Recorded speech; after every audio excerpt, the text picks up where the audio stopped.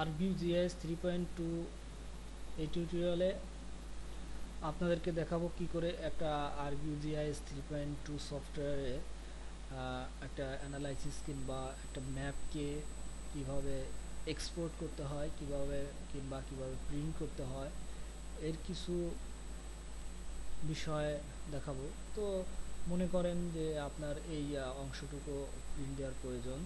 তো এই জন্য আপনাদেরকে প্রথমে লেআউটটা সেট আপ করতে হবে। তো লেআউটটা যদি সেট আপ করতে চান সেজন্য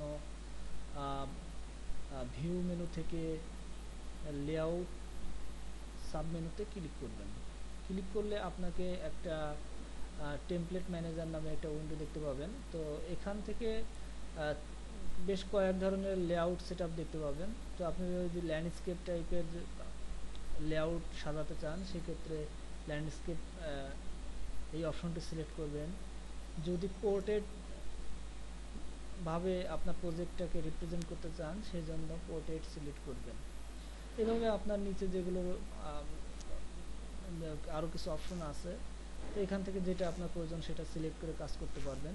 তো আপাতত আমরা ল্যান্ডস্কেপ টাইপের একটা কি করে লেআউট সেট আপ করা যায় ওটা দেখব। তো এই জন্য লেআউট অপশনে সিলেক্ট করে আমরা ওকে বাটনে ক্লিক করব। তো ওকে বাটনে ক্লিক করলে আমরা দেখতে পাচ্ছি যে এখানে লেআউটটা তৈরি হয়ে গেছে। তো এখানে লেআউটের উপরে আমাদের কোনো নাম যেহেতু দেই নাই সেজন্য ইউনাইটেড স্টেটস একটা ডিফল্ট একটা নাম আসছে। তো এখানে আপনি ডাবল ক্লিক করে এই লেখার উপরে ডাবল ক্লিক করে এই টেক্সট প্রপার্টিস টেক্সট বক্সের ভিতরে আপনার প্রয়োজনীয় যেটা দরকার সেটা লিখে নিতে পারেন। তো আমি এখানে লিখি আটলান্টা শোরুম অ্যানালাইসিস।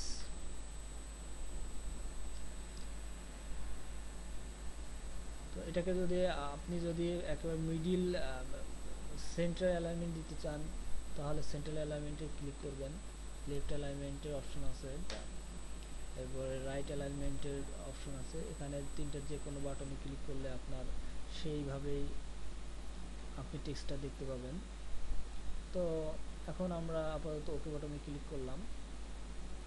তো দেখেন আটলান্টা শোরুম অ্যানালাইসিস এটা শো হচ্ছে এবং এখানে ইউনিসিটি শেপের যে কালারগুলো দেখতে পাচ্ছি বিভিন্ন কালারে। তো এটার ল্যাটিটিউড, এটার যে কোঅর্ডিনেটস সেই কোঅর্ডিনেটস শো হচ্ছে। এখান থেকে দেখে নিতে পারবো ডিস্টেন্সের স্কেল নিচে শো হচ্ছে। ডান পাশে লিজেন্ড শো হচ্ছে নর্থ সাউথ ইস্ট ওয়েস্ট এটা। তো এই লেআউট থেকে আমরা প্রিন্ট দিতে পারি কিংবা আমরা এই ফাইলটা যদি এক্সপোর্ট করতে চাই অর্থাৎ জেপিজি কিংবা যে কোনো ফাইল ফরম্যাটে আপাতত সেভ করে রাখতে চাই, পরে আমরা প্রিন্ট দেবো। সেজন্য আমরা ফাইল থেকে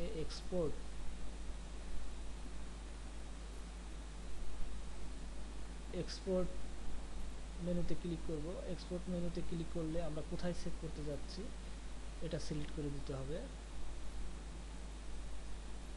সাপোজলি ডি ড্রাইভে সেভ করব।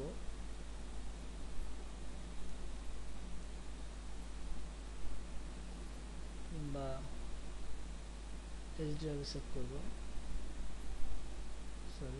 জি ড্রাইভে সেভ করব। তো কি টাইপের আমরা ফাইলটা চাচ্ছি, সাপোজলি জেপিজি টাইপের, জেপিজি একটা নাম দিয়ে দেই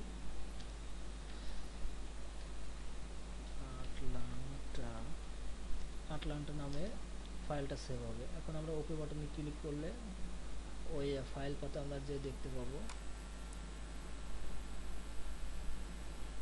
দেখেন ফাইলটা এক্সপোর্ট জেপিজি আকারে এক্সপোর্ট হয়ে গেছে।